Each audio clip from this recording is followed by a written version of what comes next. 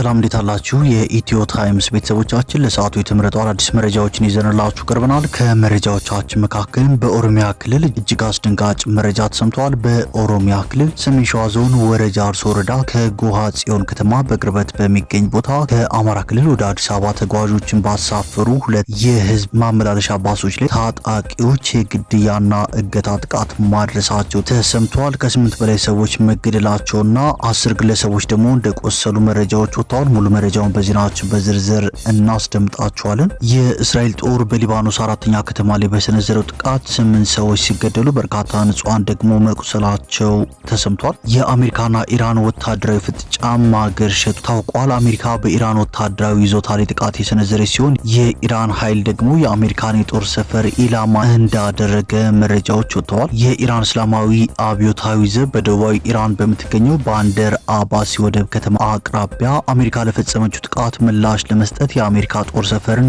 ኢላማ እንዳደረገም አስታውቋል። በዝርዝር የምንመለከተው ሌላኛው ርዕሰ መረጃችን ነው። በኮንጎ የኢቦላ ወረርሽኝ መባባሱን ተከትሎ የዓለም ጤና ድርጅት የተኩስ አቁም ጥሪ አቅርቧል። ዩጋንዳም ድንበሯን እንደዘጋች መረጃዎች ወጥተዋል። የመረጃን በዜናችን በዝርዝር እናስደምጣቸዋለን። ከዓለም አቀፍ የቦንድ አበዳሪዎች ጋር የተደረገው አዲስ የዕዳ ሽግሽግ ድርድር ያለ ስምምነት መጠናቀቁን የኢትዮጵያ መንግስት አስታውቋል። ይህን አስመልክቶም የተሰሙትን መረጃዎች በዜናችን በዝርዝር እናስደምጣቸዋለን። የሱዳን ጦር ከኢትዮጵያ ድንበር አቅራቢያ ወደምትገኘው ኩርሙክ ከተማ እየተቃረበ መሆኑን የሚያሳዩ መረጃዎች ወጥተዋል። የሱዳን ትሪቡን እንደዘገበው ጦሩ ወደ ስፍራው እያመራ ያሉ በአካባቢው ያሉና የአማጽያን የመጨረሻ ምሽጎች ሲል የገለጻቸውን ቦታዎች ከተቆጣጠረ በኋላ ነው። በዜናችን በዝርዝር እናስደምጣቸዋለን። የኢትዮጵያ ሰብአዊ መብቶች ኮሚሽን በአማራ ክልል በፖሊስ ማቆያዎች ውስጥ በተጠርጣሪዎች ላይ የሚፈጸሙ የመብት ጥሰቶችና ህገወጥ ስርዓቶች እንዳሳሰበው ደግሞ በዝርዝር የምንመለከተው ሌላኛው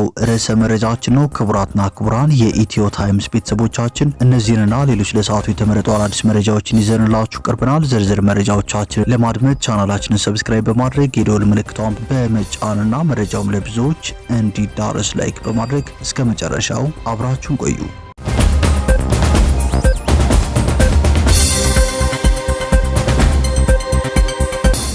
ወደ መጀመሪያው መረጃችን ስናልፍ በኦሮሚያ ክልል ሰሜን ሸዋ ዞን ወረጃ አርሶ ወረዳ ከጎሃ ጽዮን ከተማ በቅርበት በሚገኝ ቦታ ከአማራ ክልል ወደ አዲስ አበባ ተጓዦችን ባሳፈሩ ሁለት ታታይ የህዝብ ማመላለሻ ባሶች ላይ ታጣቂዎች የግድያና እገታ ጥቃት ማድረሳቸው ተሰምቷል። አንድ የአካባቢው ነዋሪ በሰጡት ቃል ጎሃ ጽዮንና ገብረ ጉራቻ መካከል ከጎሃ ጽዮን በቅርብ ርቀት በምትገኝ ቀበሌ ልዩ ቦታዋ ወሊ በተባለች ቦታ ታጣቂዎቹ ዛሬ ረፋድ ባሱ ተሳፋሪዎች ላይ ጥቃቱን እንዳደረሱ ተናግረዋል ሲል ቲክባ ኢትዮጵያ ዘግቧል። ታጣቂዎቹ በከፈቱት ተኩስ የሰዎች ህይወት ማለፉን በርካታ ተሳፋሪዎች ታግተው መወሰዳቸውን ያስረዱት ነዋሪው ዛሬ ረፋድ 4 ሰዓት ገደማ መንገድ ተዘግቶ ነበር፣ ተሽከርካሪዎችም ጎሃ ጽዮን ቆመው ነበር ሲሉም የተመለከቱትን ገልጸዋል። ሌላኛው ጥቃት ከደረሰበት ቦታ አካባቢ መረጃውን ያጣሩ ነዋሪ ጥቃቱን መድረሱን ገልጸው ከ8 በላይ ሰዎች መገደላቸውንና 10ዎቹ እንደቆሰሉም ተናግረዋል። ሌላኛው ነዋሪ የሟቾቹን ብዛት 10 አድርሰውታል። ተጎጂዎቹ ወደ ጤና ጣቢያ መወሰዳቸውንም ገልጸዋል። ከሳምንታት በፊት በገብረ ጉራቻ አካባቢ በተደጋጋሚ ጥቃት በሚደርስበት አሊደሮ በተባለው ቦታ ታጣቂዎች ከ60 በላይ ተሳፋሪዎችን የያዘ ኤፍኤም ባስ በማስቆም በርካቶችን አግተው መወሰዳቸው አብሮ የነበር ሌላኛው 63 ሰዎች ያሳፈረ ባስም በጥይት የተደበደበ በሹፌሩ ጥረት ማምለጡ አይዘነጋም። በተጓዦች ላይ በተደጋጋሚ ከሚደርሰው እገታና ግድያ በተጨማሪ በያዝነው ወር የመጀመሪያ ሳምንት ብቻ በወረዳው የተለያዩ ቀበሌዎች የሸኔ ታጣቂዎች በከፈቱት ተኩስ ከ8 በላይ ሰዎች ሲገደሉ የ6 ቀበሌ ቤቶች መቃጠላቸውና ነዋሪዎች መፈናቀላቸውም ይታወሳል ሲል ቲክባ ኢትዮጵያ ዘግቧል። ይህ በእንዲህ እንዳለም ኢሰማኮ በአማራ ክልል በፖሊስ ማቆያዎች ውስጥ በተጠርጣሪዎች ላይ የሚፈጸሙ የመብት ጥሰቶችና ህገወጥ ስርዓቶች እንዳሳስበው ገልጿል። የኢትዮጵያ ሰብአዊ መብቶች ኮሚሽን በአማራ ክልል በሚገኙ የፖሊስ ተጠርጣሪዎች ማቆያ ውስጥ ሰፊ የሰብአዊ መብት ጥሰቶች እየተፈጸሙ እንደሆነ በመጥቀስ ስጋቱን ገልጿል። ኮሚሽኑ በፖሊስ ማቆያዎች ውስጥ ህገወጥ ስርዓቶች መፈጸማቸውን፣ ተጠርጣሪዎች በህጉ መሰረት ፍርድ ቤት አለመቅረባቸውን፣ አካላዊ ጥቃት መኖሩንና የተጠርጣሪዎች የመጎብኘት መብት መነፈጉን ገልጿል። ይህ ስጋት የቀረበው ኮሚሽኑ በክልሉ የተለያዩ ዞኖችና ከተማ አስተዳደሮች ስር በሚገኙ 32 ፖሊስ ጣቢያዎች ላይ ባካሄደው የክትትል ስራ ግኝቶች ላይ ከባለድርሻ አካላት ጋር ግንቦት 5 ቀን 2018 ዓ.ም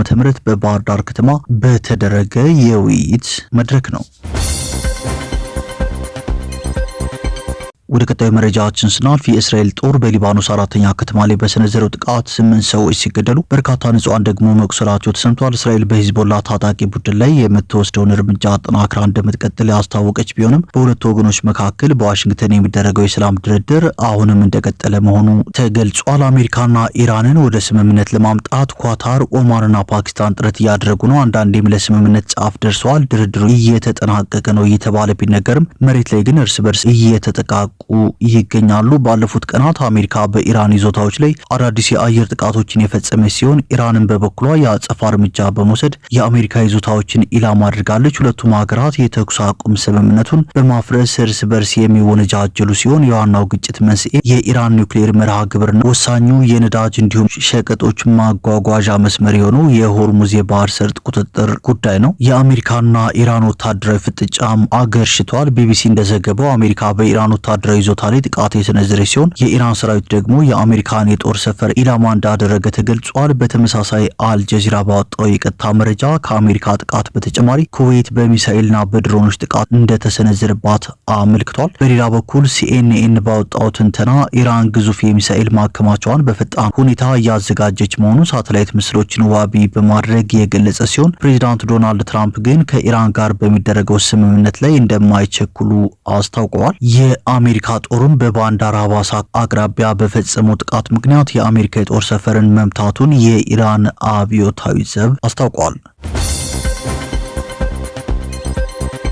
ወደ ቀጣዩ መረጃችን ስናልፍ በኮንጎ የኢቦላ ወረርሽኝ መባባሱን ተከትሎ የዓለም ጤና ድርጅት የተኩስ አቁም ጥሪ አቅርቧል። ዩጋንዳም ድንበሯን እንደዘጋች ተገልጿል። በዲሞክራቲክ ሪፐብሊክ ኮንጎ ምስራቃዊ ክፍል በፍጥነት እየተሰራጨ ያለውንና ቡንዲ ቡግዮ ከተሰኘው ብርቅዬ ዝርያ ጋር የተያያዘውን የኢቦላ ወረርሽኝ ለመግታት ጎረቤት ሀገር ዩጋንዳ ከኮንጎ ጋር የሚያገናኛት ድንበር መዝጋቷን ተከትሎ የዓለም ጤና ድርጅት በአካባቢው አስቸኳይ የተኩስ አቁም እንዲደረግ ጥሪ አቅርቧል። የዓለም ጤና ድርጅት ዋና ዳይሬክተር ዶክተር ቴዎድሮስ አድሃኖም ገብረ ኢየሱስ በምስራቅ ኮንጎ የሚካሄደው ውጊያ በኢቱሪ በሰሜን ኪቡና በደቡብ ኪቡ ግዛቶች የተከሰተውን ወረርሽኝ ለመቆጣጠር የሚደረገውን ጥረት በእጅጉ እያደናቀፈ መሆኑን አስጠንቅቀዋል። ድርጅቱ እስካሁን ከ900 በላይ የሚጠረጠሩ የኢቦላ ታማሚዎችና ከ220 በላይ የሚሆኑ የሞት አጋጣሚዎች መመዝገባቸውንም ጠቅሷል። ዩጋንዳም ከረቡ ጀምሮ ተግባራዊ የሚሆንና ለ4 ሳምንታት የሚቆይ የድንበር መዝጊያ ውሳኔ አስተላልፋለች። ዩጋንዳ እስካሁን 7 የተረጋገጡ የኢቦላ ታማሚዎችና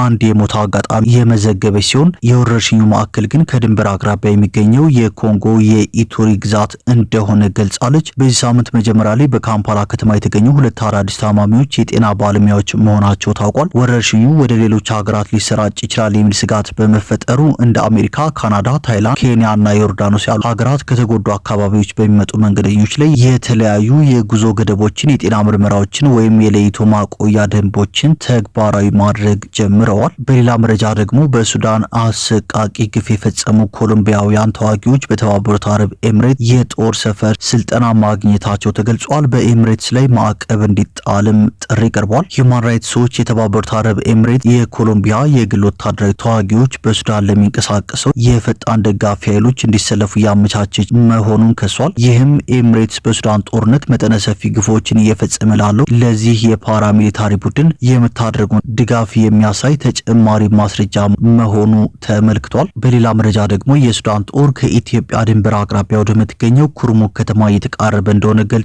የሱዳን ጦር ከኢትዮጵያ ድንበር አቅራቢያ በብሉ ናይል ግዛት ስር ወደምትገኘው ኩርሙክ ከተማ እየተቃረበ መሆኑን ሐሙስ ዕለት አስታውቋል። የሱዳን ትሪቡን እንደዘገበው ጦሩ ወደ ስፍራው እያመራ ያለው በአካባቢው ያሉና የአማጽያን የመጨረሻ ምሽጎች ሲል የገለጻቸውን ቦታዎች ከተቆጣጠረ በኋላ ነው። የሱዳን ጦር 4ኛ እግረኛ ክፍለ ጦር ባወጣው መግለጫ የጦር ኃይሉ ከአጋር ኃይሎች ጋር በመሆን በኩርሙክ ዙሪያ የነበሩት የመጨረሻዎቹን የአማጽያን ምሽጎች ማውደማቸውንና ከተማዋን ለመቆጣጠር እንደተቃረቡም ገልጸዋል።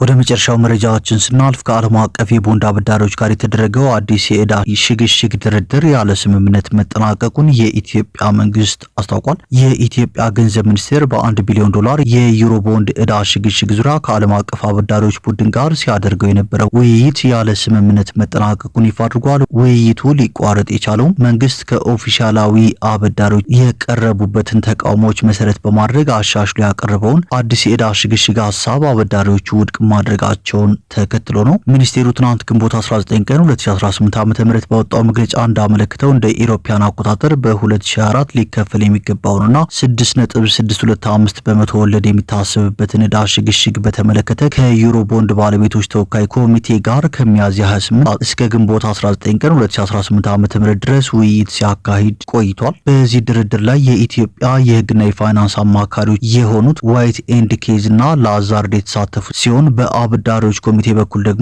ዌል ጎትሻልና አንኩራ ሶቨሬን አማካሪዎች በማማከር እገዛ አድርገዋል። ኢትዮጵያም ከዛምቢያና ከጋና በመቀጠል በጂ20 የጋራ ማዕቀፍ ስር የዕዳ ሽግሽግ የጠየቀች ሶስተኛዋ የአፍሪካ ሀገር እንድትሆን አድርጓታል።